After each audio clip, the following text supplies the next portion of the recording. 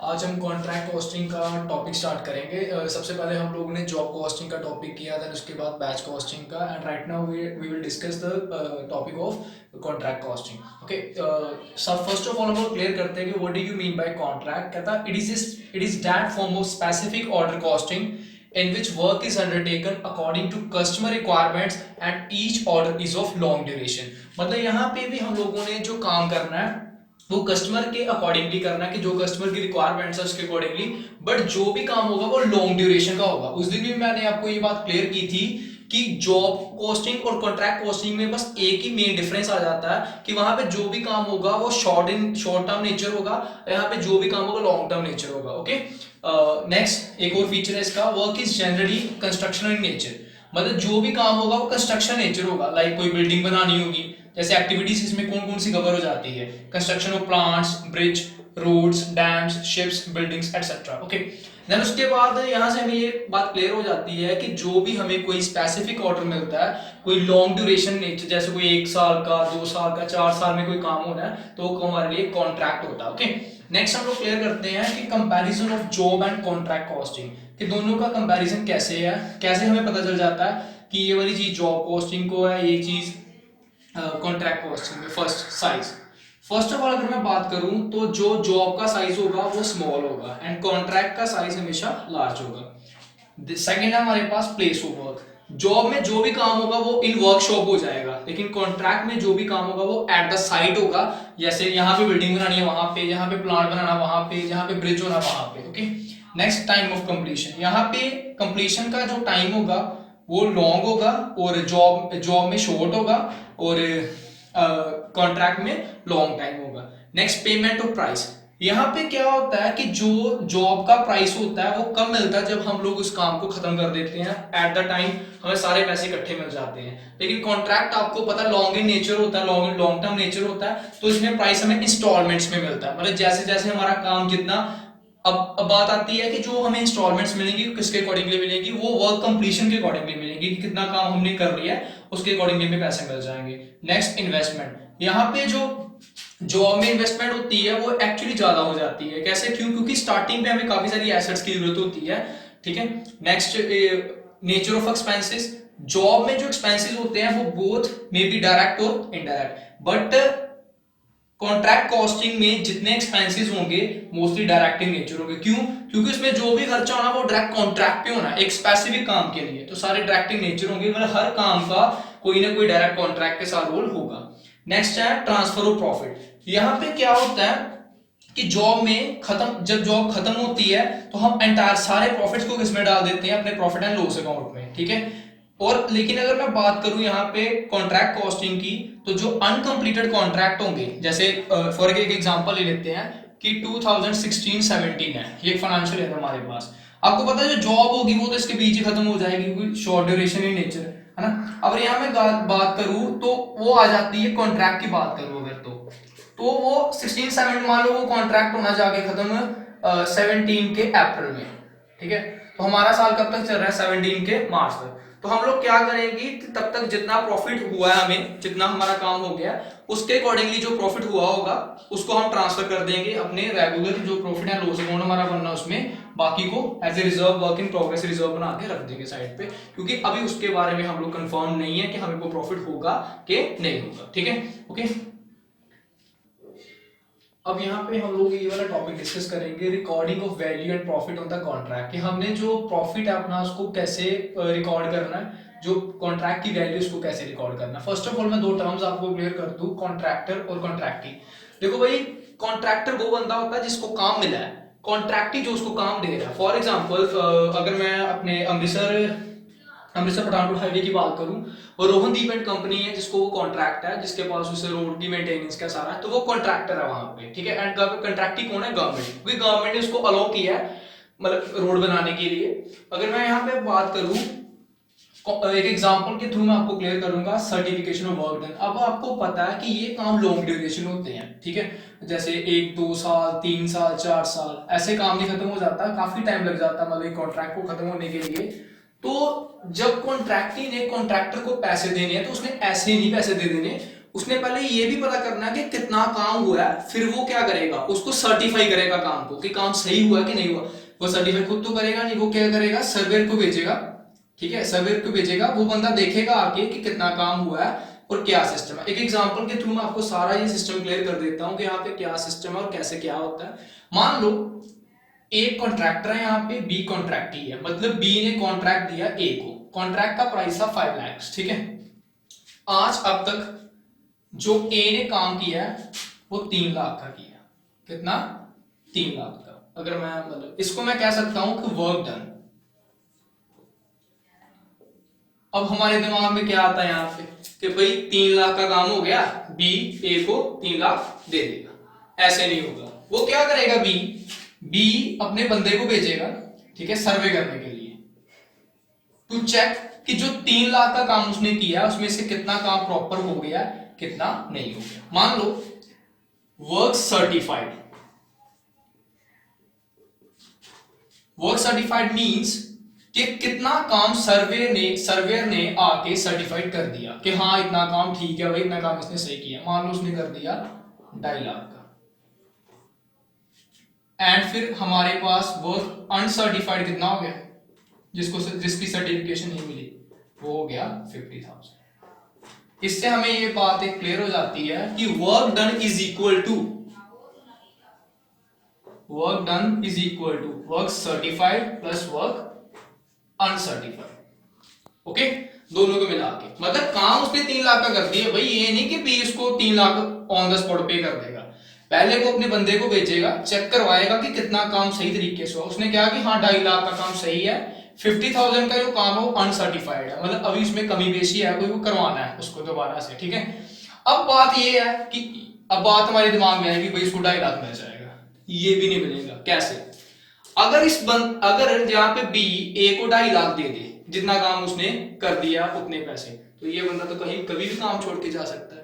तो भाई जिसने ब्रिज बनवाना उसने आधा ब्रिज थोड़ी बनवाना, उसने पूरे का पूरा बनाना। ठीक है, वो क्या करेगा कि 2,50,000 उसको पूरे पे नहीं करेगा, कुछ पैसा इसमें से अपने पास रखेगा, कुछ परसेंट दे देगा, कुछ परसेंट अपने पास रख लेगा। एक एग्जांपल उठाता हूं, यहाँ पे हमारे पास वर्क सर्टिफाइड कितना था, 2,50,000। यहां पे बी ने कहा कि भाई मैं तेरे को 80% पे करूंगा एंड 20% मैं अपने पास रिटेन करूंगा एज ए सिक्योरिटी। इसको क्या बोलते हैं, रिटेंशन मनी। क्या बोलते हैं, रिटेंशन मनी। ये क्यों रखी, ताकि ए आज ही काम छोड़ के चला ना जाए। ठीक है, काम उसने 3 लाख का कर दिया, 2.5 लाख का सर्टिफाइड कर दिया सर्वेयर ने, जिसके पैसे उसको मिलेंगे। अनसर्टिफाइड इसमें थोड़ा बहुत काम भी कुछ कमी बेशी है वो करवाएंगे उससे, उसको बता देंगे कि हाँ भाई ये ऐसे होना चाहिए, ऐसे। ये भी उसको पूरा नहीं मिलेगा, क्योंकि अगर उसको ये पूरा मिलेगा तो वो कभी भी काम छोड़ के जा सकता है। वो कहता ठीक है हाँ भाई इतना काम मैंने किया, मेरे को इतने पैसे मिल गए हैं, मेरे को अच्छा कॉन्ट्रैक्ट मिल गया। तो आपको पता है कि ये काम लॉन्ग ड्यूरेशन होते हैं और एक विश्वास के साथ काम करवाने पड़ते हैं वाले। तो यहाँ पे क्या होगा कि वर्क सर्टिफिकेशन में वो क्या करेगा कि 2,50,000 का 80% वो उसको पे कर देगा। ठीक है, और 20% अपने पास क्या कर लेगा, 20% retain as a retention money. Okay, समझ आ गया आपको। ये मैंने आपको कॉन्सेप्ट समझा। यहाँ पे हमने क्या क्या समझा, वर्क सर्टिफाइड क्या होता है, वर्क अनसर्टिफाइड क्या होता है, वर्क डन क्या होता है, what do you mean bye retention money, क्या पे होगा, इसको कह देंगे हम कैश रिसीव्ड, कितना कैश हमें मिल गया, वो कितना होगा 2,50,000 का 80%। अब यहाँ पे हम लोग ये सीखेंगे कि हमने जो प्रॉफिट है हमारा उसको कैसे ट्रांसफर करना है अपने प्रॉफिट एंड लॉस अकाउंट में। आपको पता है कि जो लार्ज कॉन्ट्रैक्ट्स होते हैं वो नंबर ऑफ ईयर्स ले लेते हैं अपने आप मतलब कंप्लीट होने के लिए कॉन्ट्रैक्ट के। जैसे मैं कहूँ कि 4 to 5 ईयर, 5 to 6 ईयर। अगर मैं आपको पूरी बात को क्लियर कर दूंगा 2 एग्जाम्पल से। फर्स्ट एग्जाम्पल मैंने वो ली जिसमें कॉन्ट्रैक्ट 1 साल का है, 15 में स्टार्ट हुआ, 15 में खत्म, 1 जनवरी को स्टार्ट हुआ, 31 दिसंबर को खत्म। और ये कॉन्ट्रैक्ट हमारे पास 5 ईयर का है, इसमें 5 साल लेने कंप्लीट होने के लिए। अगर मैं बात करूं यहाँ पे देखो भाई, 1 जन को काम शुरू हुआ है, 31 दिसंबर को खत्म। इस साल के लास्ट पे हमारे पास क्या बनना है, प्रॉफिट एंड लॉस अकाउंट, ये भी आपको पता है। और एक यहाँ पे एक अकाउंट खुलता है कॉन्ट्रैक्ट अकाउंट। क्या बोलता है, हर कॉन्ट्रैक्ट के लिए खुलता है। क्यों, क्योंकि हमने कॉन्ट्रैक्ट का प्रॉफिट एंड लॉस पता करना होता है। भाई देखो भाई, एक कंपनी है लाइक जेपी लिमिटेड जो रोड्स बनाती है, ठीक है भाई। अब जेपी लिमिटेड अपना P&L तो एक ही बनाएगी ना, क्योंकि ये जेपी लिमिटेड के पास क्या है, ये प्रोडक्ट के तौर पे अलग अलग कॉन्ट्रैक्ट। अभी जेपी लिमिटेड के पास एक ही थोड़ी कॉन्ट्रैक्ट होगा, ये उनके पास कई कॉन्ट्रैक्ट्स होंगे। वो क्या करेंगे कि हर कॉन्ट्रैक्ट के लिए एक इंडिविजुअल अकाउंट ओपन कर देंगे, that is called contract account, जिससे वो उस कॉन्ट्रैक्ट का profit and loss find out करेंगे। और बाद में क्या करेंगे, सारे प्रॉफिट्स को अलग अलग कॉन्ट्रैक्ट अकाउंट से उठा के किसमें ट्रांसफर कर देंगे, अपने कंपनी के P&L अकाउंट में, जो उनकी ओरिजिनल पोजीशन को शो करेगा। This is for whole company, this is for individual contracts. Okay, अब देखो यहाँ पे इनको कोई पंगा नहीं आएगा, क्यों? क्योंकि साल के अंदर अंदर ही कॉन्ट्रैक्ट खत्म हो गया, तो क्या करेंगे, लास्ट पे प्रॉफिट यहाँ से उठाएंगे कॉन्ट्रैक्ट अकाउंट से और उसको अपने प्रॉफिट एंड लॉस अकाउंट में ट्रांसफर कर देंगे, भाई कि ये नंबर कॉन्ट्रैक्ट का इतना प्रॉफिट है। ये चीज जॉब में होती है, ये चीज बैच में होती है, ठीक है। अब बात आती है कि यहाँ पे था एक साल, हमें कोई पंगा नहीं पड़ा, कुछ नहीं पता चल गया कि हाँ भाई इतने पैसे हैं, इतना प्रॉफिट है, काम खत्म हो गया। बट यहाँ पे आता है कि यहाँ पे भाई 5 साल है, ठीक है। 15 का भी P&L अलग से बनना है, 16 का अलग से, 17 का अलग से, 18 का अलग से, 19 का अलग से। लेकिन जो कॉन्ट्रैक्ट अकाउंट है वो तो वन टाइम ही ओपन होना, ठीक है, वो थोड़ी बार बार ओपन हो जाएगा हर साल, ठीक है। अब बात यहाँ पे ये आती है कि वो ही आगे चलेगा कॉन्ट्रैक्ट अकाउंट। अब बात आती है कि यहाँ पे प्रॉफिट को कैसे ट्रांसफर करें। यहाँ पे तो ठीक था, इजी था, यहाँ से प्रॉफिट उठाया, यहाँ पे ट्रांसफर कर दिया। अब यहाँ पे दो ऑप्शन आ जाती है। पहली ऑप्शन कि हम 2019 के 31 दिसंबर का वेट करें, लास्ट पे जाएं यहां तक, यहां पे अपनी कॉस्ट फाइंड आउट करें, यहां पे अपना कॉन्ट्रैक्ट प्राइस उठाएं, दोनों को कंपेयर करें और अपना प्रॉफिट लॉस फाइंड आउट करके उसे कॉन्ट्रैक्ट अकाउंट से कहां पे ट्रांसफर कर दे, profit and loss account. But ये सिस्टम फेल हो जाता है, क्यों? देखो भाई, अगर मैं बात करूं, इस साल से एक्सपेक्टेशन बढ़ जाएगी किनकी, इन्वेस्टर्स की भी, ठीक है, एम्प्लॉइज की सैलरी की भी, हर बंदे की। और जो इन्वेस्टर्स है वो डिविडेंड एक्सपेक्ट करेंगे, क्यों? क्योंकि उनको ये होगा कि भाई 5 साल की मेहनत का रिजल्ट यहाँ पे मिलना। इससे क्या हो जाता है कि डिफरेंट डिफरेंट ईयर्स के जो प्रॉफिट और लॉस है वो काफी फ्लक्चुएटेड हो जाएंगे, क्यों? अब देखो भाई, जो ये प्रॉफिट आ रहा है सही मायने में 1 साल का रिजल्ट थोड़ी है, ये 5 साल का रिजल्ट है। लेकिन ये 4 साल का तो कोई फर्क ही नहीं पड़ा, फर्क तो पड़ गया 2019 को। अगर लॉस हुआ तो ये साल अफेक्टेड, प्रॉफिट हुआ तो ये साल अफेक्टेड। इसलिए इस प्रोसीजर को इतना बेस्ट नहीं माना जाता, क्यों? क्योंकि ये, अगर मैं सीधी सी बात करूं, ये मैचिंग कंसेप्ट को भी फेल कर देता है यहाँ पे, कि हमारे पास एक एस्टिमेट नहीं बन पाता सही मायने में, क्योंकि ये 5 साल का रिजल्ट किस पे थोपा जा रहा है, 1 साल पे बस, ठीक है। इसलिए ये वाला प्रोसीजर फॉलो नहीं होता है, ये फेल है, ठीक है। मैंने ये सिस्टम किसके हिसाब से आया, इस हिसाब से कि लास्ट पे देखो जाके क्या हुआ, उसके हिसाब से रिजल्ट। अब जो हम फॉलो करते हैं मैं उसकी बात करता हूँ, क्या होगा। हमारे पास इतने साल हैं, 15, 16, 17, 18, 19। हम लोग क्या करेंगे, कॉन्ट्रैक्ट अकाउंट ओपन करेंगे। इस साल के लास्ट तक जितना काम हुआ, ठीक है, उसके अकॉर्डिंगली एक प्रॉफिट का एस्टिमेट पता कर लेंगे, जिसको हम लोग कहते हैं notional profit. It is also called as estimated profit. इस प्रॉफिट का कुछ पार्ट काम के अकॉर्डिंगली, जितना काम खत्म हुआ है उसको हम किसमें ट्रांसफर कर देंगे, प्रॉफिट एंड लॉस अकाउंट में, और बाकी वो नेक्स्ट ईयर में ले जाएंगे। फिर ऐसे ही यहाँ पे भी कॉन्ट्रैक्ट अकाउंट में हम लोग पता करेंगे कि कितना नोशनल प्रॉफिट हो, एस्टिमेट थोड़ा ट्रांसफर कर देंगे P&L में, बाकी आगे ले जाएंगे, फिर आगे, फिर और लास्ट पे जाके पूरा काम खत्म हो जाएगा, ठीक है।